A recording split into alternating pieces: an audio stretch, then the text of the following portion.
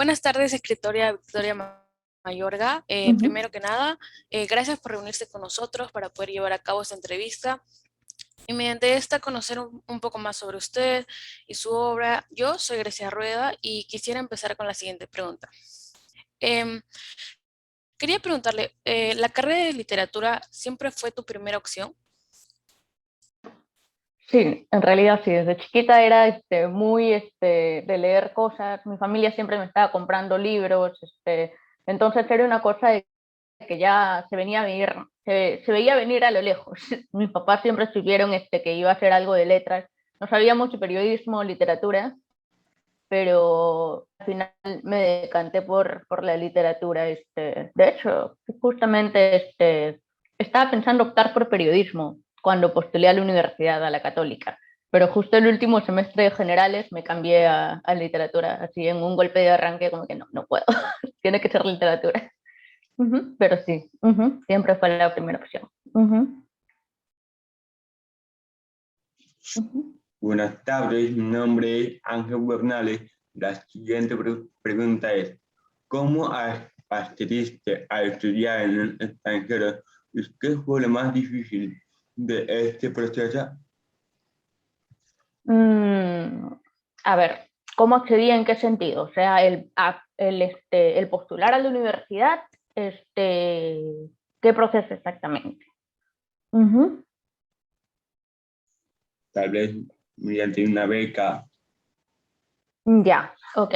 En ese sentido, yo postulé a la católica porque también mis papás podían acceder a la católica y yo no consideré otras posibles opciones. Pero la católica sí tiene varias opciones en ese sentido para estudiar literatura. Y obviamente también está la Vía Real, que también ofrece la carrera de literatura, la San Marcos, que también ofrece la carrera de literatura. Y en ese sentido, yo lo único que pensé cuando tenía que postular era justamente en pasar el examen, por así decirlo, ¿no? Que pasar el examen de POP, de primera opción para la católica. Y esa fue mi mayor preocupación en ese momento, sí. Ujú. Pero sí, como te digo, hay otras opciones también, y la católica misma tiene ahora pues escalas más accesibles que en el momento en que yo postulé. Ujú. ¿Sí? Buenas tardes, Victoria. Soy Pierina Farfán. Yo Hola, también le quería Pirina. hacer una pregunta. ¿Alguna recomendación para los alumnos que desean estudiar su carrera universitaria? Ok, depende un montón de lo que quieras hacer, porque, o sea, hay a veces una concepción de si estudiar literatura para ser escritor o estudiar literatura para ser crítico, ¿no? O sea, crítico literario, académico. Son dos cosas distintas, ¿no? Entonces, también a veces hay gente que entra a la carrera de literatura pensando, voy a ser escritor. No es, no es así. Cuando con literatura entras para la academia, ¿no? Entras, es una carrera mayormente teórica de análisis de textos, de crítica, ¿no? Entonces, si te gusta desentrañar el texto que te gusta, ¿no? Para decir, pucha, influencia de esto, mira, entonces esta es la carrera. Si lo que quieres es ser escritor, es la posibilidad de hacer escritura creativa, de hacer otras opciones, ¿no? Pero cuando quieres ya salir del país, eso ya depende mucho también de la persona que eres tú, ¿no? De qué es lo que quieres exactamente de ello, ¿no? Porque si lo que quieres es estudiar literatura en el extranjero, de planta tienes que sacarte el TOEFL, tienes que sacarte el GRA, el GRE, el GRE, que es también un examen, para poder postular, el SAT para el undergrad, o sea, para el pregrado, ¿no? Entonces hay un montón de exámenes y hay una serie de cosas que se tienen que hacer para postular al extranjero. Lo bueno es que para el pregrado hay varias becas. Mi hermana, por ejemplo, hizo el pregrado en Estados Unidos con una beca del 90%, que lo cubrió un montón, ¿no? Pagaba menos de lo que yo en la católica, ¿no? Entonces, depende un montón también de eso, de qué es lo que desea sacar de la carrera, porque yo, por ejemplo, sabía desde el principio que yo quería hacer mi carrera acá en Lima y yo quería estar, bueno, acá, allá, quería hacer mi carrera en Lima y quería específicamente ir a la católica, porque ese era yo sabía que iba a obtener lo que yo quería de la carrera, que es ser más académica, o sea, ir a ese espacio del análisis de texto de la católica, ¿no?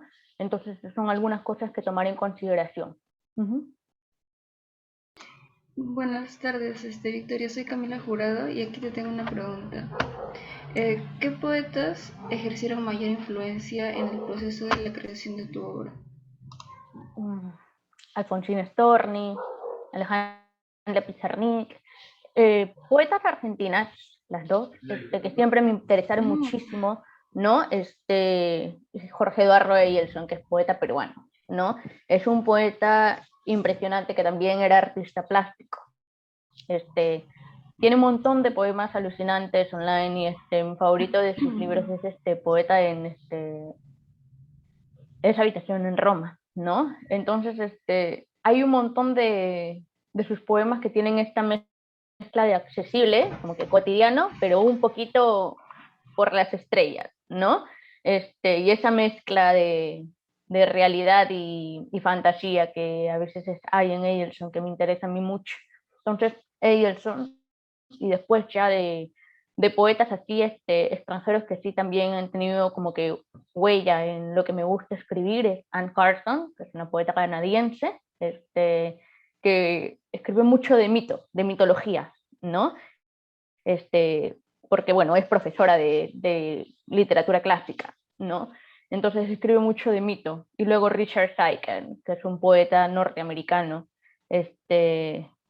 su libro Crash, que salió ya ni me acuerdo del año que salió ese libro, pero sí fue uno de los libros que más fundacionales para la literatura que siempre he querido escribir, ¿no? O sea, una escritura que salga de lo queer, que salga más allá de los amores convencionales. Sí. Bueno, Victoria, yo quería preguntarte, ¿qué es lo que tú crees o piensas que un poeta necesita para empezar a escribir? A ver, creo que en realidad no hay una necesidad, como que no hay mandatos en ese sentido, ¿no? O sea, sé que leer siempre, pero leer eso se aplica para todos los espacios, ¿no? O sea, para ser narrador, para en general escribir, siempre es bueno comenzar leyendo todo lo que puedas, ¿no? Pero al mismo tiempo creo que lo más característico quizás sea tener un ojo por la belleza, ¿no? O sea, no necesariamente la belleza en un plan como que, qué hermosa luna, qué hermoso árbol, sino ser capaz de contemplar las cosas, ¿no? Esto es muy como que metafórico y todo eso, pero creo que al final del día, o sea, para ser poeta se necesita un lápiz, un papel y pensar un poco las cosas, nada más. O sea, no siento que a veces hay mucho esnovismo, mucho elitismo alrededor de que solamente un grupo selecto del mundo puede escribir poesía y como que ya es un mítico y genio y etc. Pero no lo es. Creo que la poesía tiene espacio para todos y creo que en ese sentido es más importante dejar un poco los miedos, ¿no? O sea, dejar el miedo de que la poesía tiene que ser en soneto, la poesía tiene que ser así, y simplemente escribir. O sea, incluso si al principio lo que escribes no es tan bueno, de la práctica hace el maestro. Y en ese sentido. Victoria, quisiéramos saber cuál fue el propósito de crear Antifil. Ya, a ver. En primer lugar, yo no creé el Antifil. El Antifil se creó con Franco Osorio y Efraín Altamirano y unos compañeros hace ya 6 años. Yo me uní al Antifil en el 2019, pero siempre estuve muy, muy de acuerdo con el principio de creación del Antifil, por así decirlo. Porque el Antifil también surge justamente en un contexto en el que en realidad acceder a la cultura es bien caro en este país, ¿no? En el Perú ir al teatro es 60 soles, a menos que tengas carnet de estudiante universitario, y recién es como que 25, 30 soles, que sigue siendo bastante. Entonces el teatro es caro, ir al cine es caro, comprar libros es caro, un libro te cuesta 60 soles, un libro te puede costar 50 soles, entonces es caro acceder a la cultura. Y ese tipo de cosas impactan mucho la cantidad de gente que lee, porque no puede leer, ¿no? Porque en realidad en el espectro de las cosas hay necesidades mayores a veces que poder comprarte un libro de 40 soles en Crisol, ¿no?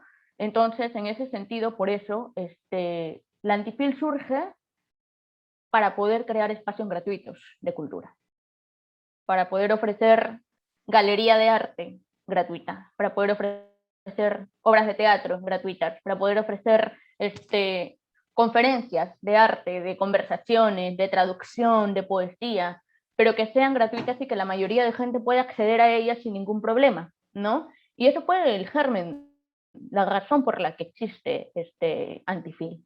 Y por eso es que hasta ahora, o sea, todos nuestros talleres, todos nuestros conciertos, todo lo que hacemos es gratuito. Siempre nos escribe gente a Facebook o a Instagram cuando traemos artistas de música o artistas de literatura, como que, ay, ¿cuánto va a estar el concierto? Y pues, no cuesta nada, solamente vas, te apareces y ya está, ¿no? Y esa es la razón primaria al final, porque siempre creemos y creo yo personalmente que la cultura tiene que ser algo a lo que podamos acceder todos, ¿no? Que no hay un impedimento económico para que se pueda disfrutar del arte, ¿no? Que lamentablemente es un problema que sí tenemos un montón en el Perú. Y no, pues, o sea, hacer las ferias costosas no contribuye a que se expanda la cultura, que se pueda acceder más a ello, ¿no? Entonces, más o menos esa es la razón por la que se crea la Antifil y por lo que seguimos todavía con la Antifil completamente gratuita para talleres, para conciertos, para todo. Bueno, Victoria, una pregunta más que le quería decir. ¿Consideras que es difícil que una mujer se desarrolle como poeta en un país como Perú?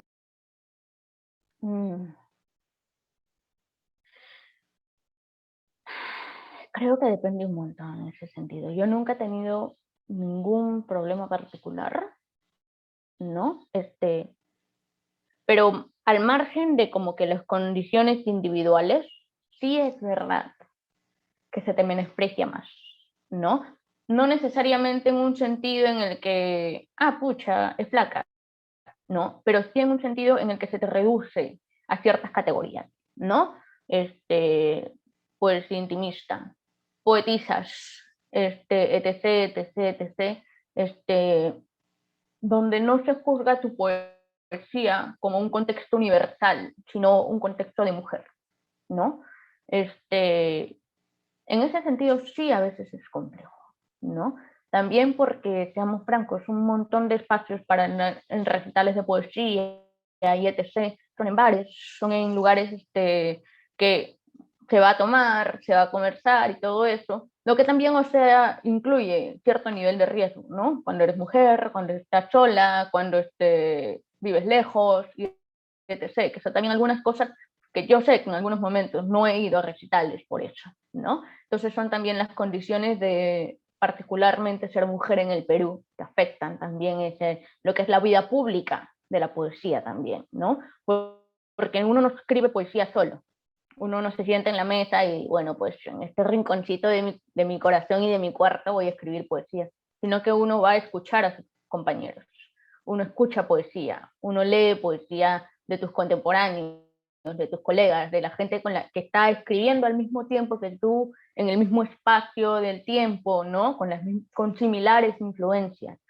Y muchas veces eso se pierde o no puedes acceder a eso tanto justamente por las argollas y por también inevitablemente el mundillo de la poesía peruana también es machista, ¿no? Entonces, ese tipo de cosas condicionan lo que es la vida pública de la poesía, por así decirlo, en una poeta mujer. Y quisiera decir que está mejor ahora, y creo que definitivamente comparado con hace una década o hace 5 años está mejor la situación, pero igual de todas maneras es un contexto tenso, ¿no? Y que definitivamente también permanece de todas maneras en ciertas maneras, como por ejemplo, el que se considere la poesía feminista como poesía panfletaria, ¿no? O que no es suficiente poesía. Hay un montón de cositas que se segmentan de este hecho de que ser mujer en el Perú en sí es difícil, ¿no? Victoria, te tengo otra pregunta. ¿Qué poetas peruanos nos recomiendas? Bueno, como ya te dije, Jorge Eduardo Eyelson, de todas maneras, tremendo poeta. César Moro, de todas maneras, con la Tortuga Ecuestre, tremendo poeta. Escribía mayormente en francés, pero tiene obras de todas maneras en español y varias han sido traducidas. Vale muchísimo la pena. Otra poeta peruana es Magda Portal. Ella fue una de las primeras poetas que yo leí cuando entré a la carrera de literatura y que también, o sea, esa es otra cosa también. Muchas veces, lamentablemente, no, a margen de ciertos poetas, Vallejo, digamos, o Vallejo, Abraham Valdelamar con Tristitia, ¿no? Al margen de algunos poetas no nos dejan saber mucho del canon general que tenemos, ¿no? De todos los poetas peruanos que tenemos, como Magda, Blanca Varela, ¿no? O sea, siento que no se lee suficiente a veces a Blanca Varela en las escuelas. Yo sé que no había leído a Blanca Varela antes de entrar a la universidad, por ejemplo, ¿no? Que luego en retrospectiva lo veo como que crimen, ¿no? ¿Cómo es posible que ninguno de mis profesores me haya dicho Blanca Varela existe? ¿No? Pero Blanca Varela, Magda Portal, Jorge Eduardo Eyelson, César Moro, de todas maneras, y de contemporáneos, de gente que está escribiendo ahorita mismo y que hace cosas bajísimas que las puedes encontrar en el internet, que puedes encontrarlas en revistas online. A mí me gusta muchísimo lo que hace Mariana Espesúa, ¿ya? O Futuro, está en la revista Plástico y de todas maneras es parte de un movimiento de futurismo andino. Escribe de wow, se apellida Yuri Vilca y que eso está de todas maneras en el internet vas a poder encontrar sus poemas. Otra poeta que me gusta mucho es María Belén Milla. Valeria Román Marroquín también, que escribe cosas alucinantes. Justo ha sacado un libro que se llama Ana C. Buena, y que me voló la cabeza este año. Muy bueno, escribe increíble. Y después, esos son algunos poetas peruanos contemporáneos que me encantan, la verdad, que me parece que siempre escriben algo interesante. Y Fiorella Terrazas, que escribe poesía electrónica, ¿ya? Que hace reels en Instagram de poesía y cosas súper interesantes, que juegan con ese formato, ¿no? De las referencias tecnológicas de ahora. ¿Ya? Entonces, algunos poetas peruanos que estaría súper bien.